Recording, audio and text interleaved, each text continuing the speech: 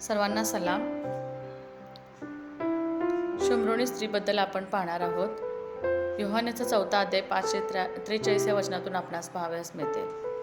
शम्रोणामध्ये एका विहिरीपाशी येशू विसावा घेण्यासाठी थांबला आहे आणि त्याचे शिष्य अन्न घेण्यासाठी गावात गेले आहेत. आणि येशू जिच्याशी बोलतो आहे ती स्त्री पाणी घेण्यासाठी आलेली आहे. तो तिला म्हणतो, मला पाणी दे. या गोष्टीचं त्या स्त्रीला फार आश्चर्य वाटतं. का ते तुम्हाला ठाऊक आहे, कारण येशू एक यहुदी आहे आणि ती स्त्री आहे शम्रोणी.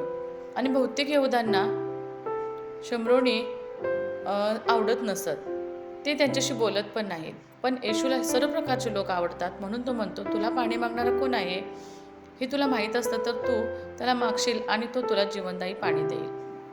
ती स्त्री म्हणते, महाराज, ही विहीर खोल आहे आणि पाणी काढायला तुमच्यापाशी बादली नाही, तुम्ही ते जीवनदायी पाणी कोठून द्याल?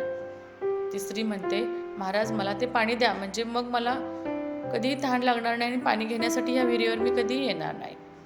येशू या ठिकाणी खरोखरच्या पाण्याबद्दल बोलत आहे असं त्या स्त्रीला वाटलं, परंतु तो देव आणि त्याच्या राज्याविषयीच्या सत्याबद्दल बोलत आहे. आणि हे सत्य जीवनदायी पाण्यासारखं आहे. त्यानं माणसाला अनंत काळ जीवन हे मिळू शकतं. आता येशू त्या स्त्रीला म्हणतो, जा आणि आपल्या नवऱ्याला बोलावणार. मला नवरा नाही असं ती उत्तरते. येशू म्हणतो, तू बरोबर उत्तर दिलंस, पण तुझे 5 नवरे होऊन गेले आणि सध्या तू ज्यांच्यासोबत राहत आहेस तो तुझा नवरा नाही. ती स्त्री आश्चर्यकारक थक होते, कारण ते सर्व खरं आहे. ह्या गोष्टी येशूला कशा कळाला? याचं कारण देवानं पाठवलेला वचनदत्त माणूस येशूच असून देव त्याला ही माहिती देतो. याच वेळी येशूचे शिष्य परत येतात आणि शम्रोणी स्त्रीशी येशू बोलत हे पाहून त्यांना आश्चर्य वाटते.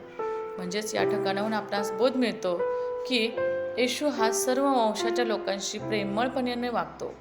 त्याच्याजवळ आपणही तसंच वागलं पाहिजे. काही लोक हे केवळ एका विशिष्ट वंशावरच प्रेम करतात. हे लोक वाईट आहेत, ते लोक वाईट आहेत असा विचार करत आपण करू नये. अनंत जीवनाकडे येणारं सत्य आपणास माहीत व्हावं अशी येशूची इच्छा आहे आणि सत्य शिकण्यास लोकांना मदत करण्याची इच्छा आपल्यालाही येशूप्रमाणे असली पाहिजे. थँक्यू.